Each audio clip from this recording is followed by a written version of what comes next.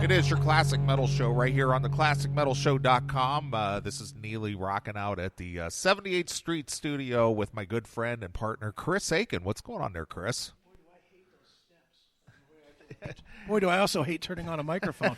Yeah, it would help if you turned the mic on, Chris. No one wants to hear me anyway, man. Yeah. Well, anyway, we're live here in Cleveland. We're at the 78th Street studio for the Raining Rock Metal Day. It's Saturday, and we were invited out here to broadcast this thing live, and we're glad to, at least I was glad to make the trip. You just had to roll out of bed. Well, it was very difficult, man. Those 12 miles to get here were brutal. Well, I've been in the Akron area for the last 3 days, just kind of hanging out here. Sure. And, I plan on spending a great afternoon here at the 78th Street studio. And the people who are responsible for bringing us here, why don't you go ahead and introduce our guests there, Chris? I will. It is the founders, of the Raining Rock Gallery. It is Mr. Joe Kleon and Miss Anastasia Pantsios. Anastasia and Joe, how are you guys? Thank you so much for having us. Absolutely. We're doing great. Thank you. Sure. Well, I personally, I know Neeley hasn't been here before, but I have attended, 2 of your gallery showings, and it's always a major event. And, I mean, just looking around the room, there's so much, not only art that I've seen before, but there's so many pictures that I really haven't seen before. You guys have really dug deep into your archives to bring out a lot of the history of, Cleveland concerts and concerts in general. Yeah, for the 3rd year in a row, this time we really dug deep into our archives. And Anastasia has shot 70s, 80s, 90s. I've done the last 20 years. So we literally have 50 years of Cleveland concert photos between us. And we each have a lot of stuff here now that we've never printed, has never been seen or published before. And what's amazing about it is the cross-section of it. I mean, we're going to concentrate mostly on metal today. We're going to definitely concentrate on the Cleveland metal bands that are here. But, I mean, just looking around, if you're any kind of a fan of music, there's no reason you don't walk out of here with a Christmas present for somebody. Because whether you're a Pink Floyd fan or you're a Stones fan or Taylor Swift or whatever it is all here. And like you said, it's representing 50 years. And, I just wonder, and Anastasia, I'll ask you, when you look around this, given that you started taking photos in yesteryear, we'll say, it's got to be just an endless trip down memory lane through the thousands of concerts that you've shot. That's right. Actually, my first shot here was before I even moved to Cleveland. I shot my first concert that I ever went to was Jefferson Airplane at the Petrillo Band Shell in Grant Park in Chicago, where I grew up.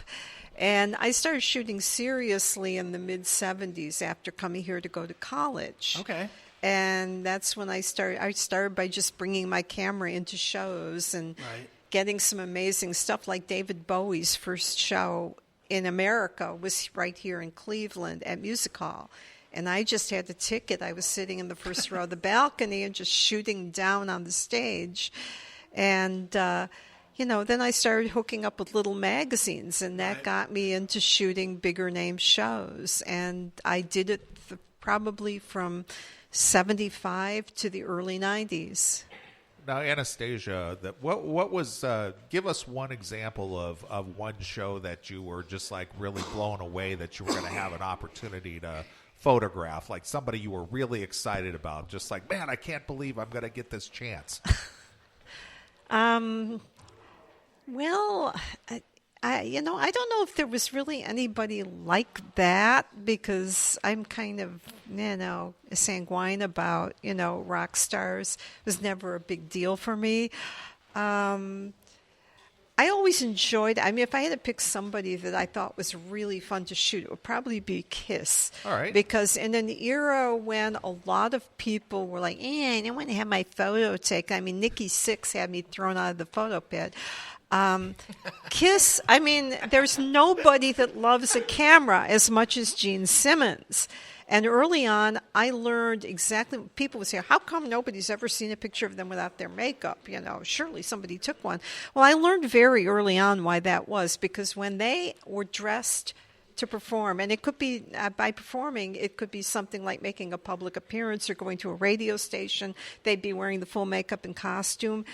They were so willing to do anything that nobody wanted to stab them in the back. I remember spending a day with Gene Simmons doing promotional things, and I've got pictures of him right here at a comic book store he went to.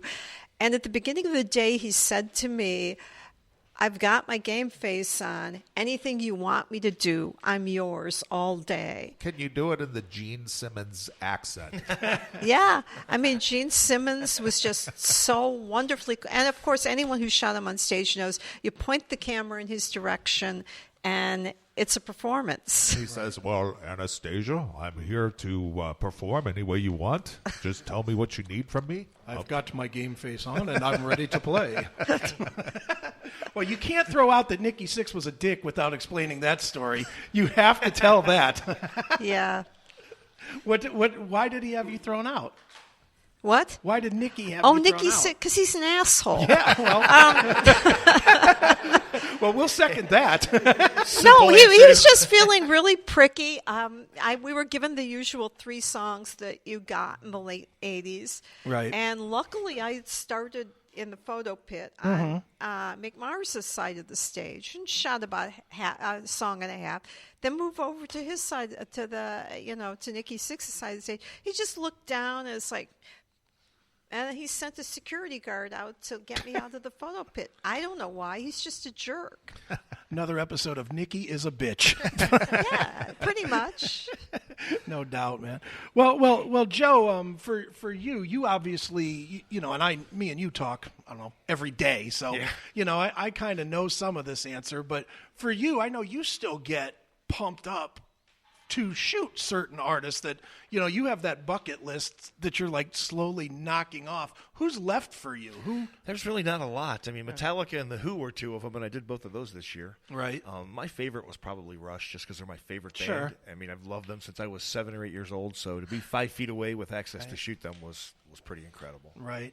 How frustrating is it for both of you guys now when, I mean, you have this amazing collection of photos that I always say it about photography. It's not about the camera. It's not about what you use as much as having the eye and having the knowledge. It's almost like an embedded knowledge of right when to shoot or right when to capture it.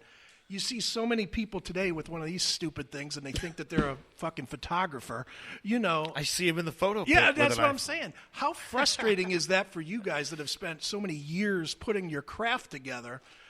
To see some jagoff that's 22 years old, but they got a Note 10, so all of a sudden they're a pro. Yeah, just stay out of their way. Well, I think that mentality also infects people who have real cameras too, because one thing that people don't think about a lot is when I was shooting and using film, it was very, very expensive to take a shot. So you were looking for the perfect shot. I mean, I always cite the figure that one roll of color film, which was 36 exposures, cost the equivalent of $75 today. Mm. So you were very careful about what you shot. Now, I really wish I'd had digital back in the day. But maybe because I did start shooting film, I tend to kind of be a little bit judicious about how much I shoot. Right. But I have seen people, just because they can, with a camera just go, blah, blah, blah, blah, blah, and they're going to get home and they're going to have 2,000 photos. Right. And Joe and I both know how much time that takes to go through 2,000 photos. Right. So you might miss the great shot because, you've got so much to edit. That I think it's wise to edit as you're shooting, but you don't see that in some people these days because of digital. Would you take artists back in the day like, Roger Daltrey at the price of film, he's worth about $20. Nikki Sixx, $3. Fuck Absolutely. Yeah. Is that kind of the way you did it? And because until the 90s, a lot of publications did not run color until USA Today started doing it. Newspapers didn't. Right. The metal magazines in the 80s were literally the only ones that did. So I shot most of the metal bands in color. But if I had an artist like Madonna or Bruce Springsteen or somebody like that, I'd have to calculate how much color is this worth. If it was somebody like the Doobie Brothers or the Eagles, they might be a headliner, but I wouldn't shoot any color because it wasn't worth it. Yeah. That would piss Don Henley off to hear that. I don't care. Well, He was that's what boring. this segment will be called. The Doobie Brothers weren't worth it. Boring.